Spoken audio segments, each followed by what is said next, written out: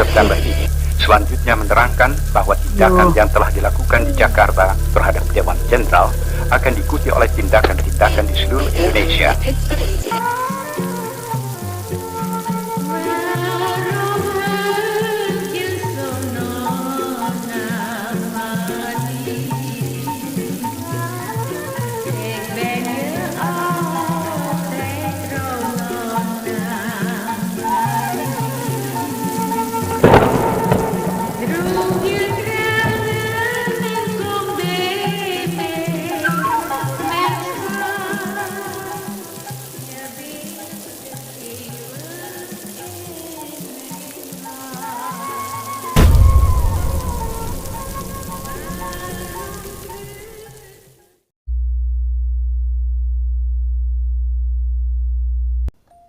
Assalamualaikum warahmatullahi wabarakatuh. Balik lagi bareng gue Irsal di Kris.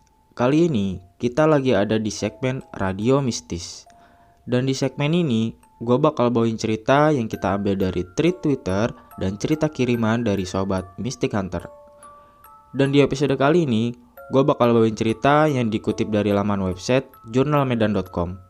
Buat sobat Mystic Hunter yang mungkin lebih suka membaca, bisa langsung kunjungi laman websitenya di jurnalmedan.com. Dan buat lu yang hobi mendengar, jangan di skip, lu bisa ikutin ceritanya sampai habis. Tapi sebelumnya, gue mau ngucapin terima kasih dulu nih ke laman website jurnalmedan.com yang udah izinin kita buat bagiin ceritanya ke sobat Mystic Hunter. Bersembunyilah di balik selimut kalian dan pasang earphone kalian. Karena cerita yang gue bawain kali ini bakal bikin bulu kuduk lu merinding. Ya udah, nggak pakai basa-basi lagi, kita langsung fokusin aja ke ceritanya. Cerita ini bermula sekitar tahun 2017. Satu keluarga yang baru saja pindah ke kontrakan baru di daerah Depok. Sebut saja Ima. Menghuni kontrakan baru bersama suaminya bernama Farhan, beserta anaknya berumur 2 tahun bernama Akila. Seorang adik Ima berstatus mahasiswa juga tinggal bersama mereka. Namanya Zahra. Kisah kuntilanak selendang merah pun dimulai. Pekan pertama pun semua berjalan normal dengan rutinitas seperti biasanya. Farhan, suami Ima, pergi bekerja ke kantor dan adiknya Zahra pergi ke kampus. Hal aneh pun mulai muncul ketika Ima melihat anaknya Akila yang sering menyapa ke arah sudut-sudut rumah. Bahkan arah kosong rumah dan sesuatu yang sama sekali tidak dapat dilihat oleh Ima, Akila malah sering berkomunikasi. Sorenya saat maghrib di rumah hanya ada Ima dan anaknya Akila.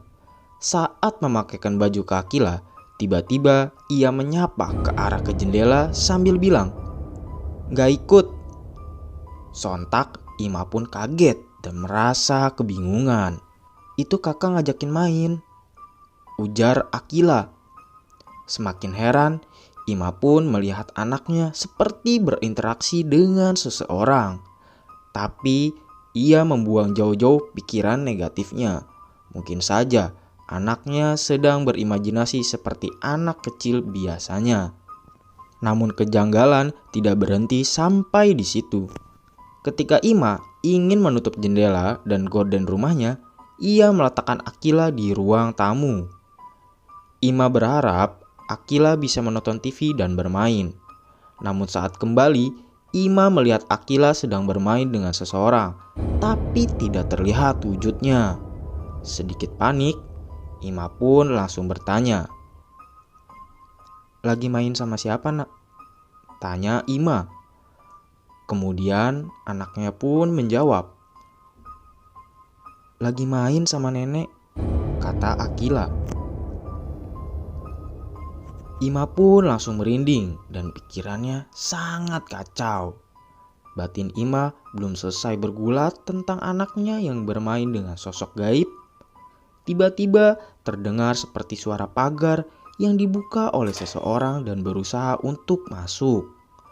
Namun saat Irma melihat ke depan, tidak ada siapa-siapa. Suatu hari, sepulang dari kampus, Zahra mengajak 3 orang temannya untuk kerja kelompok. Salah satu teman Zahra ternyata peka terhadap hal-hal yang berbau mistis. Lalu temannya bertanya, "Ra, lo udah berapa lama tinggal di sini?" Zahra pun menjawab, "Baru banget kok. Ini baru pindahan, belum ada sebulan lah." Keesokan harinya, di kampus barulah teman Zahra menceritakan. Menurut temannya, rumah Zahra memiliki aura negatif dan panas. Kalau siang, rumah itu sepi, tidak ada apa-apa. Tapi kalau sudah sore, di atas jam 5, banyak penghuninya.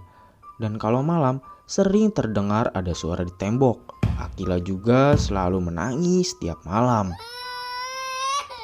Di hari lain, Ima dan anaknya Akila hanya berdua di rumah, sambil menemani Akila di kasur untuk tidur siang. Ima pun menyalakan boneka musik Hafizah. Boneka itu berbunyi bacaan-bacaan ayat-ayat Al-Quran dan ditaruh di atas meja. Tapi tiba-tiba boneka itu pun jatuh ke lantai. Ima pun bergegas mengambil dan meletakkannya kembali di meja dengan posisi ke tengah agar tidak jatuh kembali. Namun kali ini boneka musik itu tidak jatuh lagi, akan tetapi mati. Berbarengan dengan penampakan bayangan lewat di jendela. Ima pun sangat merasa ketakutan saat itu. Di waktu yang sama, ketika anaknya sudah terlelap, Ima pun sengaja membuka HP dan memainkannya. Lalu, dari depan pintu kamar yang sengaja tidak ditutup, Ima melihat sosok perempuan berambut panjang menutupi semua wajahnya. Perempuan itu melihat ke arah Ima sambil melotot. Tak bisa dibayangkan seperti apa perasaan Ima pada saat itu. Ima pun mengaku bahwa itu adalah penampakan paling jelas dan pertama kali dilihat seumur hidupnya.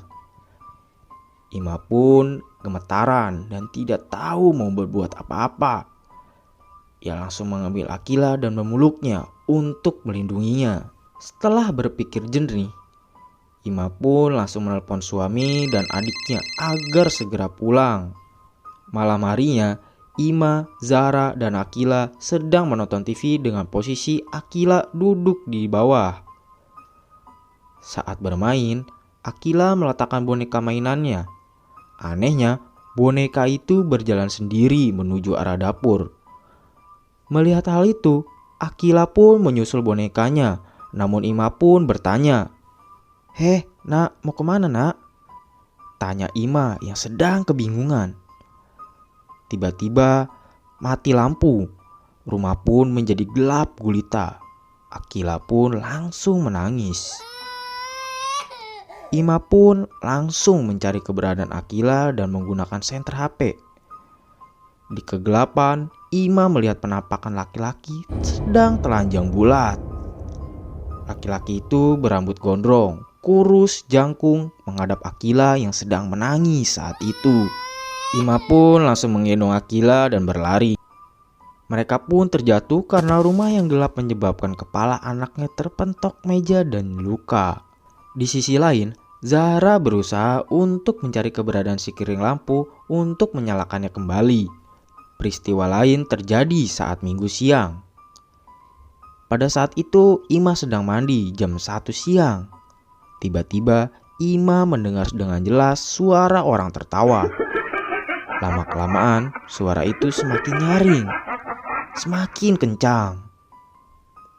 Akhirnya Ima pun keluar dari kamar mandi dan menanyakan di mana keberadaan Zahra dan Akila kepada suaminya.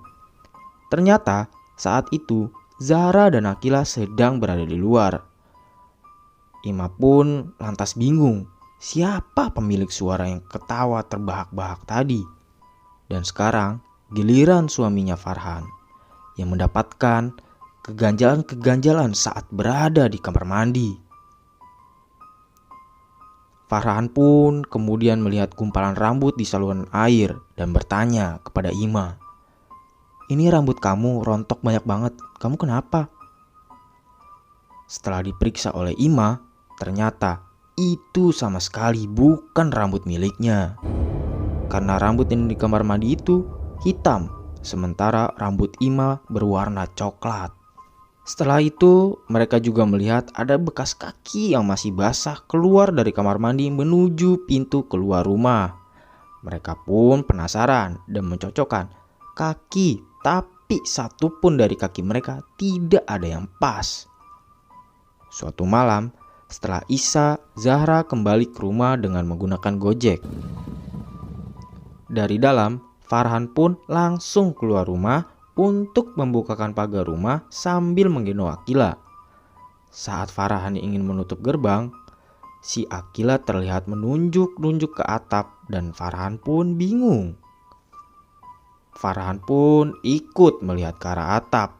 Tak disangka, ternyata sesosok kuntilanak selendang merah sedang nangkring di atas rumah. Otomatis mereka pun langsung lari terbirit-birit ke dalam rumah. Dari situlah mereka sudah merasa kalau rumah itu sudah tidak nyaman dan tidak beres. Cerita pun selesai. Tapi sebelum kita berpisah, gua mau infoin lagi nih ke Sobat Mistik Hunter. Buat lu yang punya pengalaman mistis dan mau kita bagiin di segmen Radio Mistis episode selanjutnya, kalian bisa kirim lewat email yang udah gue cantumin di deskripsi. Gua Irsal, menceritakan apa yang kalian tidak percayai. Sampai jumpa lagi di segmen Radio Mistis episode selanjutnya. Assalamualaikum warahmatullahi wabarakatuh.